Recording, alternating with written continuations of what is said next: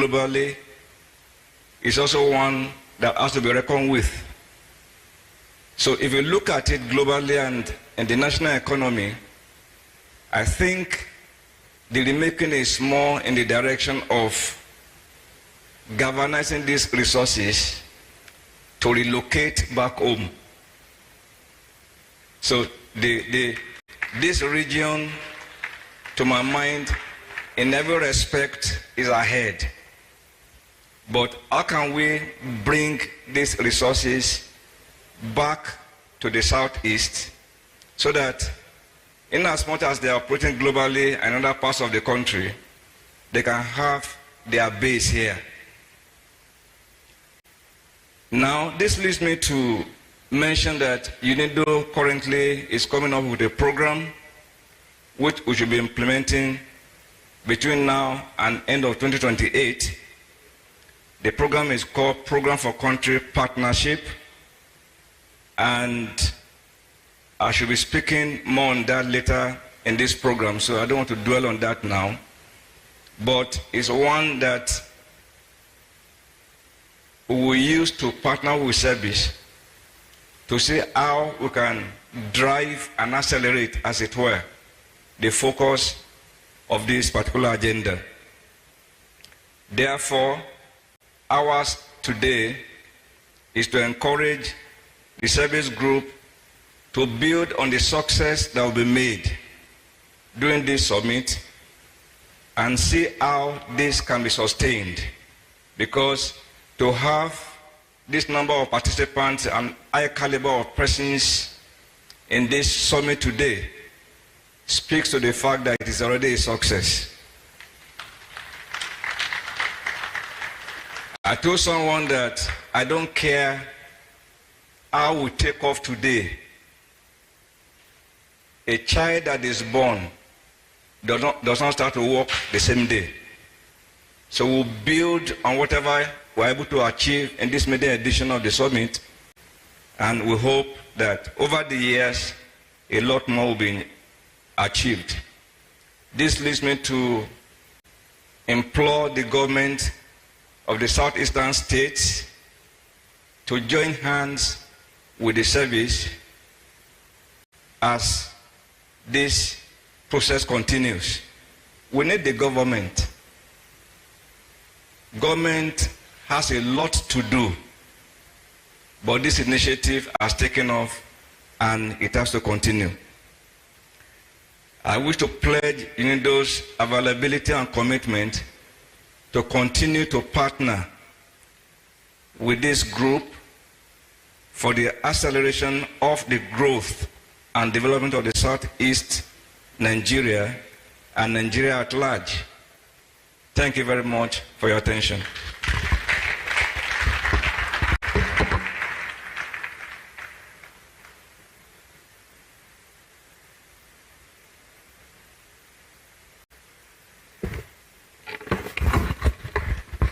He said something very profound. He said there's a partnership that is going to take place between 2025 and 2028, but he doesn't want to speak on that now. If I were you, I will go nowhere till I hear him say that, because I think that's where the whole juice is.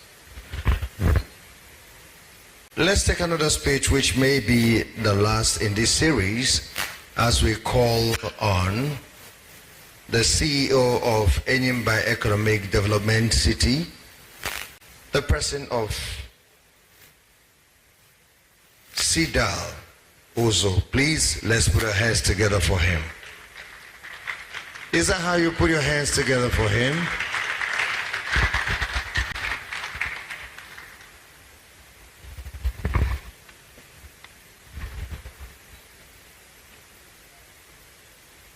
Good afternoon, all.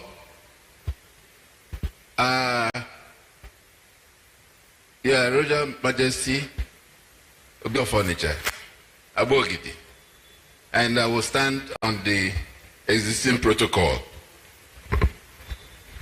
My name is Sidal Uzu. I used to be a teacher, and what I am going to talk about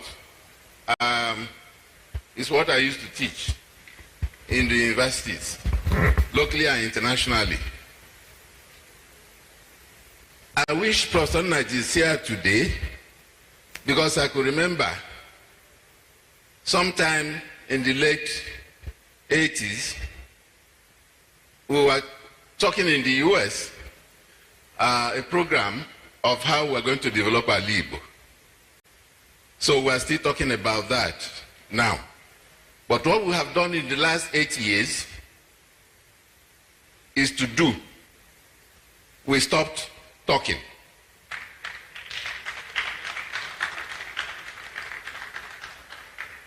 The project I'm going to talk about is Enyimba Economic City. It's a 9,803 hectares of land. So it's almost 10,000 kilometers square of a space. So you can possibly imagine Enugu, 10 kilometers from one end to the other. So it's a very big city. It's the largest single private sector development in Africa today. And in fact, it is a city that won the first prize of a new city in the whole world that has the capacity of changing the economy of a country. It beat a city in Australia to second position, and another city in Russia to third position. Now, let me give you the theoretical background, because I say I'm a teacher, and I have been involved in this elsewhere. Let's take the example of China. China was a communist country. We have forgotten. You don't own land in China. You don't own business. You don't own anything. Anything you own belongs to the government. You work for the government. And it was like that up to 83 when I was a graduate student. Now, China wanted to pivot to a capitalist economy. They would have done what we did here. We start privatization. And if China had done that today, it would have been a very corrupt country. Because there's no way you would do that. You will sell government enterprise to your brother, or to your friend, or to your classmate, or to this thing. They didn't do that. You know what China did? This time I was talking to you, by 83, China had about 61 cities that had up to 1 million population. We're not talking about Shenzhen, Beijing, and big cities that has up to 20 and all that, Shanghai and all that. 1 million was about 61. But today, China has about 163 cities that has up to 1 million population. What did they do? They did startup cities. The startup cities they did was to design new cities, like all the Shandong, Shenzhen, and all that. They are all new cities. And they did what they call hardware. They connected those cities with road, connected it with rail, built power. At that time, they were building power. In fact, it was coal. They built power plants. And they did software. They created new rules for those cities. They say, here, you can now own property. You can own your business. You can run your business. That's what we want to do here. We want to leverage on that. And the history of this project is that for the whole country. When President Buhari came into power, he wanted to change the economy of Nigeria, diversify it. He brought Professor Lee from Peking University. I have worked with Professor Lee in very many places. So we said we're going to do that. We're going to draw the economy of the old cities and build new cities. This is one of them. One for the east.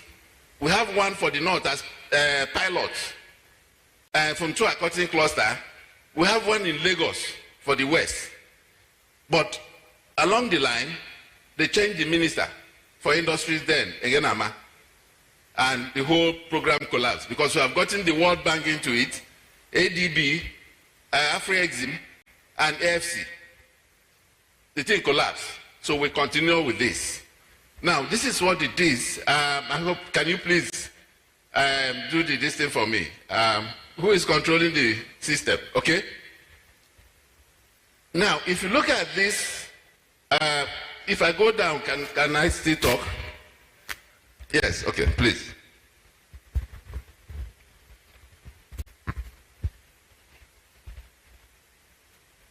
If you look at this, when we wanted to do this area had a lot of land between Abia and Akwa Ibom. But we didn't want to do that. Like what I've said now is what we want to do. We want to connect the old cities with the new cities, with the new city we are building. So we chose this.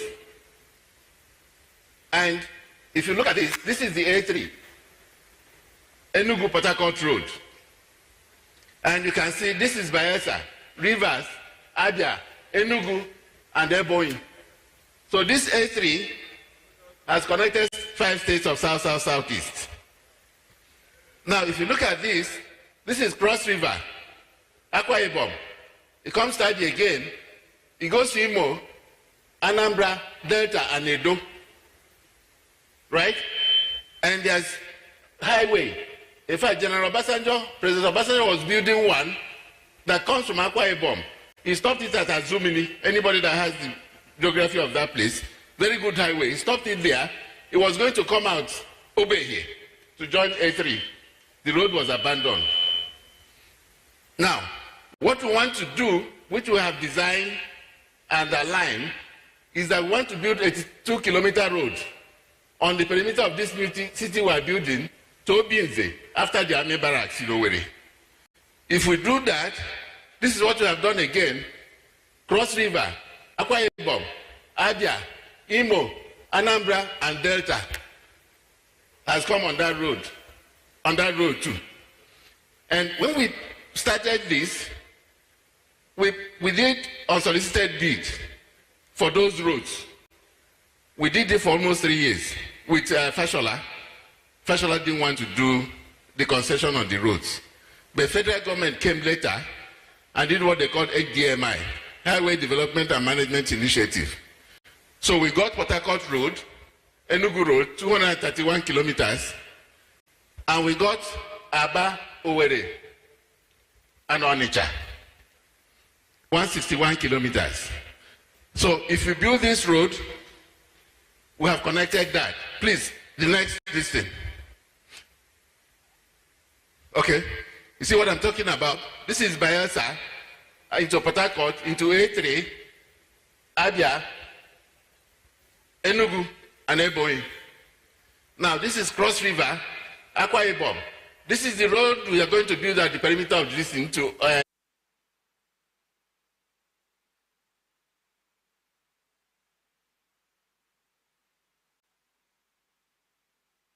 minutes driving distance. This is 50 kilometers, 100, 150. And that is 70 million. It's 60 by 2010 population. That's 70 million population. You have connected it 90 minutes driving distance, and you have the control of the assets. And you're going to rebuild those assets. Now, if we do this in the Southeast, we have a base for any other thing we're going to do, and we're going to do it. It's done already. Next this. Now, this is the road. This is Enugu, Port Harcourt. This is Aba, Owerri, and Onitsha. And this is the road we are building to join that. This is a very major thing. When we bidded for this road, there are 93 companies, international companies.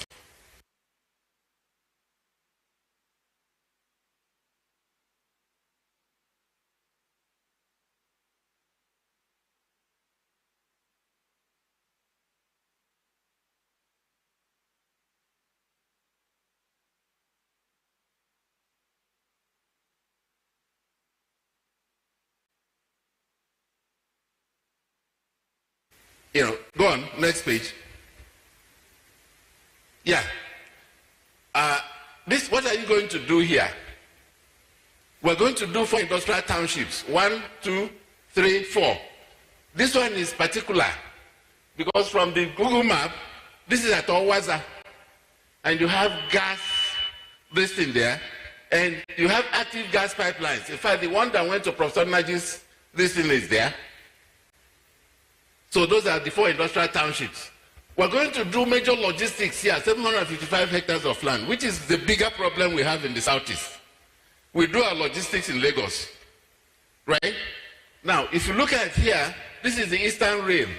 That Eastern Rail goes into Port Harcourt Port. And we're building 14-kilometer rail into One. In fact, we have finished this with MPA when the woman was the MD of MPA. Now, once you do that, this is 755 hectares. General Buhari, President Buhari gave us an OD, full OD, origin and destination inland port. It is the only one he did in the country on declaration. Every other one was concession. He declared this place is a full port. That's where custom activity in place. In this place, 755, and so many things are happening here. In fact, we are with the Dubai World. We're doing this with Dubai World now. You just bring this in here. That's where the clearing happens. And you see, this is the Enugu-Port Harcourt Road that goes to the north. This is the Lagos, this is Chawe that goes to Second Niger Bridge. It goes to the west. This is the major hub of logistics that will happen here. Yeah? Now, this is entertainment. You know, we have made mistakes in Nigeria, the things we do on urban development. We say we want to build industrial park. It's not going to work. You're not going to bring big manufacturing transfers because you have to have everything. It has to be a self-sustaining city, right? You know, they'll have to have good schools for their children, hospitals, and also you have to build full new city completely, which is what we are doing. So this is entertainment. This is medical city. We're working with Nigerian doctors, Ndibo, 50 of them in the US. They have formed the THC, the hospital company. So we're working with them on that. This is an education city. Right now, we have a license for a private university, a polytechnic, and technical training this that we're doing with Singapore, IT in Singapore. This is the Central Business District. We have 2 golf courses. This is the main residential township, even though we have pockets of residences in all these places. This is an airport, 470 hectares of land. What we have done is that we have added this into AFTA, African Continental Free Trade. The presidential, I have adopted it for origin. Because if you don't have intermodal logistics, where you can come by road, by rail, by sea, you can't move things. We will be like what is happening now. China and all the other countries are designing around us for our market. So that has been adopted. So this is the land use. And these are big, like I said, big land. Next page. So you can see the uses. Almost half of the city is devoted to industries. So we want to make this place the manufacturing floor of Africa, not even Nigeria. I will tell you what we have done already. These are the uses. I can give this to people when I finish. Now, this is the first phase. You can't do this because this is talking about, you know, about $6-7 billion. You have to do them in phases. So this is the first phase we are doing now.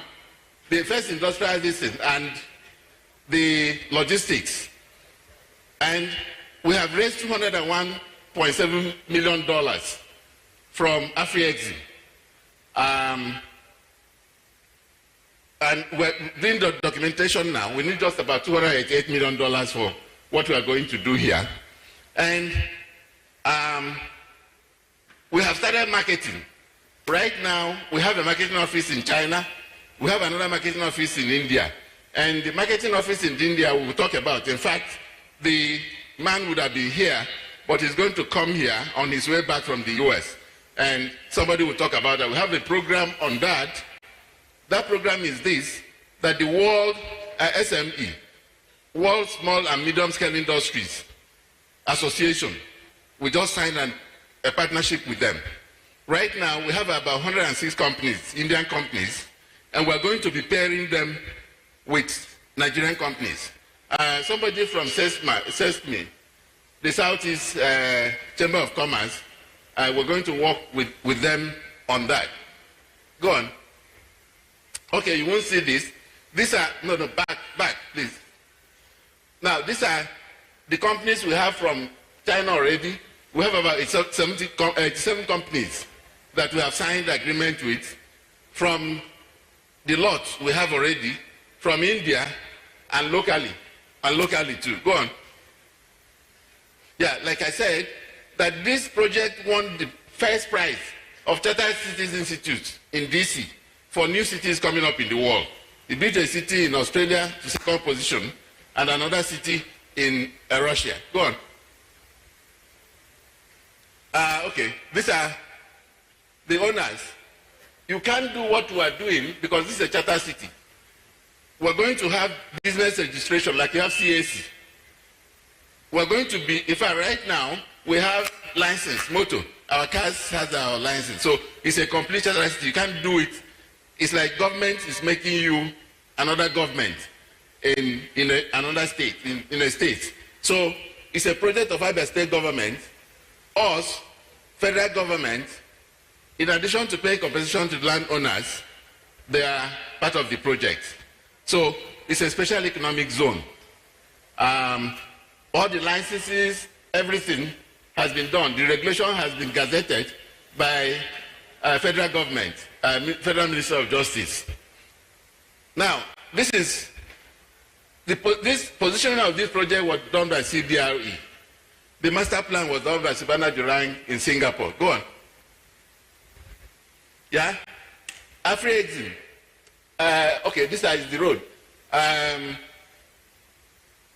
Esha Silverman, Alot did the environmental and social impact analysis. Export Afia Exim is the mandated lead arrangers. ADB is part of it. IFC is doing manufacturing transfers for us on this project. And the technical advisors were FBN Quest. And the financial audit was done by S. Young. And our power partners is GP, Southeastern Nigeria. Go on. Go on, please. I have only... Now, this is the road. CCECC is our partner, Institute of South Africa, Esha Silverman of UK, and Afri Invest. Go on. Okay, go on, go on. Now, this is just images. This is when we're putting the project together. This is, Governor Keze was the governor of Afia State at the time. This is Subhana Jurang, who we were designing. Go on. Yeah, this is when we signed the agreement with federal government. Federal government has 20% of this project, and it was done in the Executive Council chambers. You can see President Buhari. Yes, you can see President Buhari. Now, when we got our first anchor, we signed the agreement in China. You can see me here. President Buhari was in China, so we went to pay him with the chairman of the company. This is Tuga. Tuga is now our Minister for Foreign Affairs. He used to be the ambassador of Nigeria to Germany. In fact, we almost brought Volkswagen into this place. This is the mayor of Dresden. Now, everything was done, but what happened is the automotive law of Nigeria was stuck in National Assembly, which we finally brought out when, what is the Kwara guy's name again? Saraki was the Senate president. But the lady that was running an IPC, Sadiku, said he shouldn't sign because the local automotive people have the issue with the law. That's how Volkswagen ended up in Ghana and Rwanda. Now, this is ITE in Singapore. They are partners, technical partners. This is CCECC. Yeah, go on. Go on, please. This is ADB. That's the additional.